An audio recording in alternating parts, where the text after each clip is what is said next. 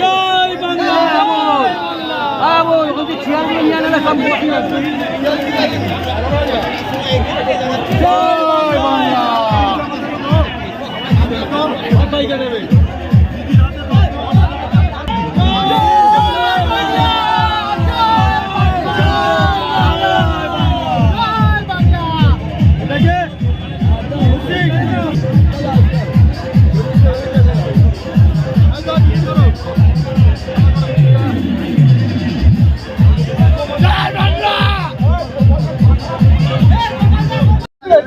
আমার সব কিছু আমি দিয়ে যাচ্ছি একদম তৃণমূলের সব ভাই বোনকে, হাওড়ার সব ভাই বোনকে দিয়ে গেলাম। আমি কেউ না, আমি দিয়ে গেলাম সব আমার ভাই বোনকে। লড়াই করেছে, সব করেছে, আমি ঘন্টা করেছি। পার্টিরা এরা সব লড়াই করে কৈলাস থেকে আরম্ভ করে শুরু করে সব মিলে দিবস আছে, সবাই মিলে সব, এবং এরা সবাই মিলে আমার সাথে।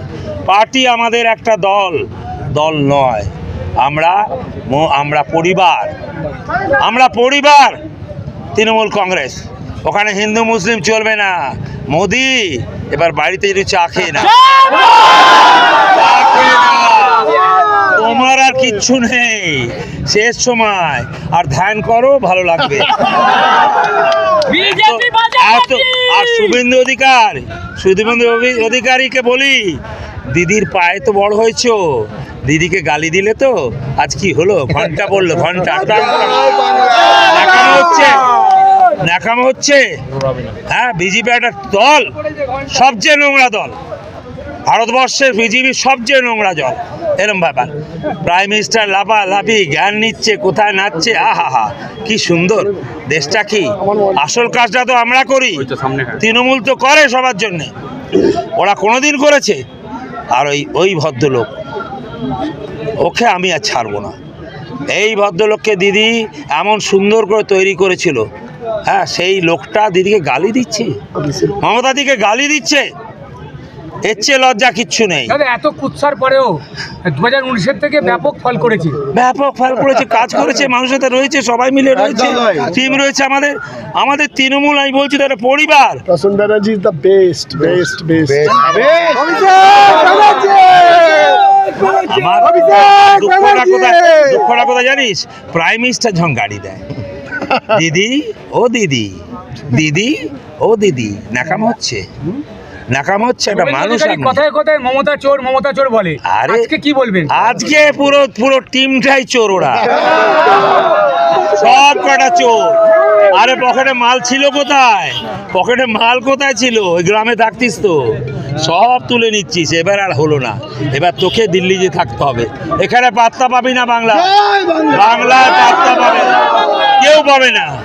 চুপ করেছিলাম আমরা। আচ্ছা, চতুর্থবারের জন্য হাওড়াবাসীকে কি উপহার দেবেন? হাওড়াবাসী থেকে ভালোবাসা থেকে আমরা কিছু নেই, আরো ভালো একটা জিনিস আছে, আমি যেটা নিয়ে খুব চিন্তায় রয়েছি। ওরা জানে যে আন্ডারপাসটা আমাকে নিতে হবে, কেন 100 লোক 150 লোক করে মারা গেছে সব বাচ্চারা, এবং খুব ভালো করে এবার আমি ঠিক করেছি, প্রাইম মিনিস্টার যিনি হবে তাকে স্টেট যাব।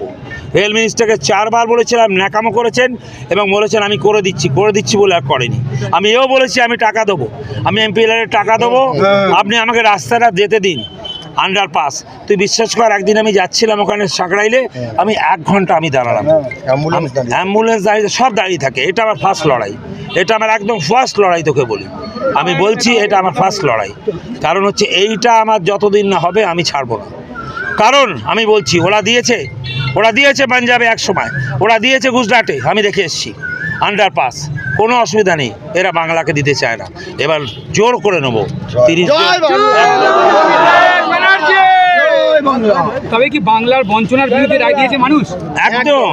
একদম 100 দিনের কথা তুই বল না। আমরা দিল্লি গেছি সবাই মিলে, অভিষেক গেছে, কি মার মেরেছে আমাদের, কি লজ্জা। আমাদের কেন মার খাবো? যুবর ছেলেদের আরম্ভ করে সবাই মিলে পার্টি, কি লজ্জা হয়। আমাকে একটা মেরেছে, এখনো রক্ত জমেছে পিঠে, আমি কিছু বলছি না, কিন্তু অভিষেককে মেরেছে, এটা অসভ্যতামি নাকি? উনি কি করেন? এত বাজে প্রাইম মিনিস্টার আমি জীবনে দেখিনি, আমার বয়স হয়েছে, আমি বাচ্চা ছেলে না, এত বাজে দেখিনি। খালি বলেছি দরকার হলে একটু বিস্কুট দিয়ে প্লেনে চলে যাবে।